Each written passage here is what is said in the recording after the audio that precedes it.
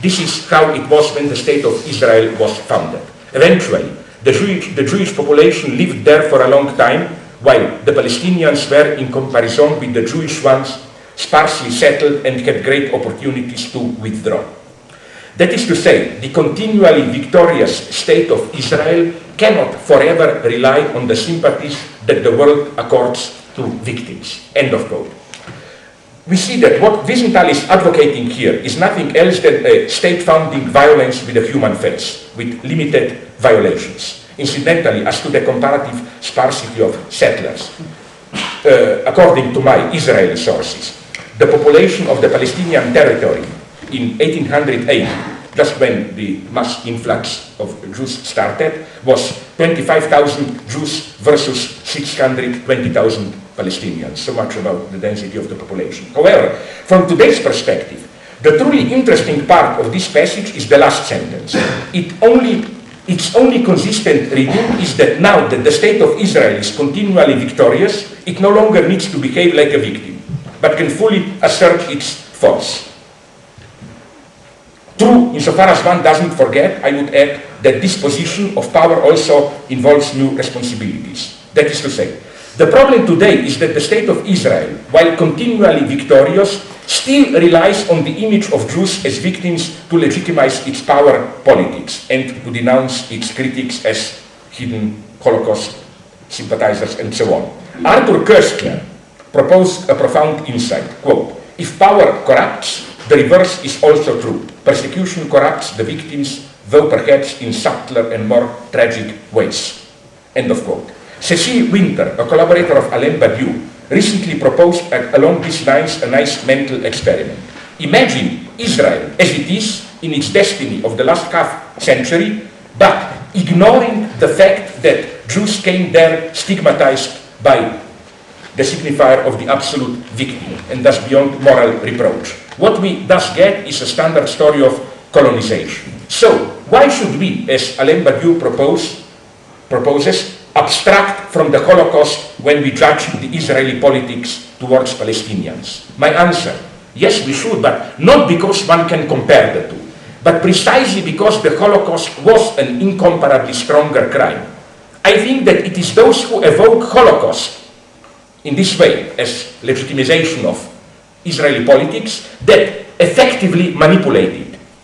They instrumentalize it for today's political uses. The very need to evoke Holocaust in defense of the Israeli acts in a way implies that Israel is committing such horrible crimes that only the absolute trump card of Holocaust can redeem them. Now, to establish a kind of a balance, and in no way justifying in this critique of the state of Israel even minimally any kind of anti-Semitism. I absolutely don't accept the logic of, we can understand, we should understand some Arab or Palestinian anti-Semitic statements in that context. It's just how should I put it?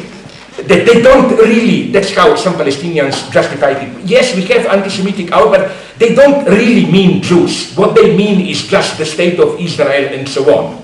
Well, my stupid point, if they mean it, why don't they say what they mean? That is to say, I'm sorry to tell you, but in exactly the same terms, we all know that Hitler, when he said Jews, every Marxist will tell you he didn't really mean Jews, no? He meant capitalists or whatever, rich people, and he just used Jews as an effective metaphor, which in no way justifies it.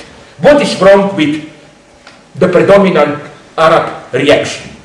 Recall the joke, I recall it all the time, so you may be tired by it, evoked by Freud in order to render the strange logic of dreams, the borrowed kettle joke. A, I never borrowed the kettle from you. B, I returned it to you unbroken. 3, the kettle was already broken when I got it from you.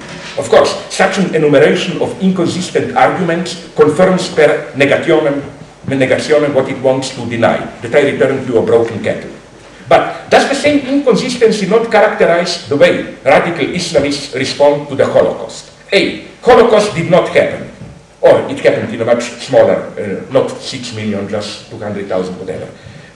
2, it did happen, but the Jews deserved it. 3, the Jews did not deserve it, but they themselves lost the right to complain by doing to Palestinians what the Nazis do to them. I cannot quote it to you now, but it's incredible how sometimes in the same text you get all three. For example, as an obscene example of the ambiguity of shifting between these lines.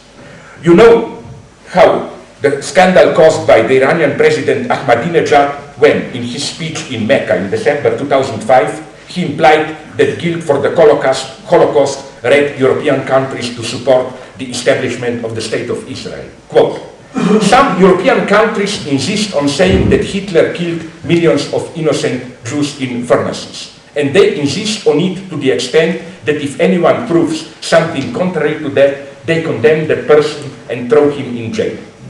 Although we don't accept this claim, if we suppose it is true, our question for the Europeans is the killing of innocent Jewish people by Hitler the reason for their support to the occupiers of Jerusalem?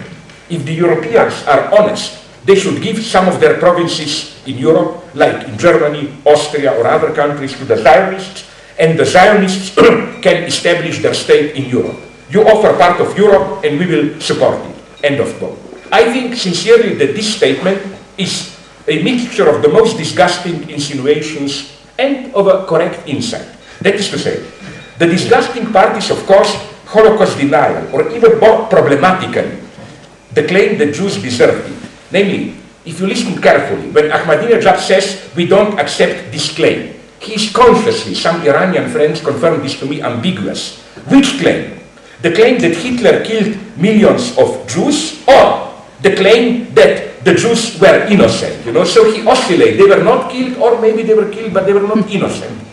But what is correct in this statement is the reminder of European hypocrisy. The European maneuver effectively was to pay for its own guilt with another people's land. So when the Israeli government spokesman, Ra'nan Gissin, said in response, just to remind Mr. Ahmadinejad, we've been here long before his ancestors were here.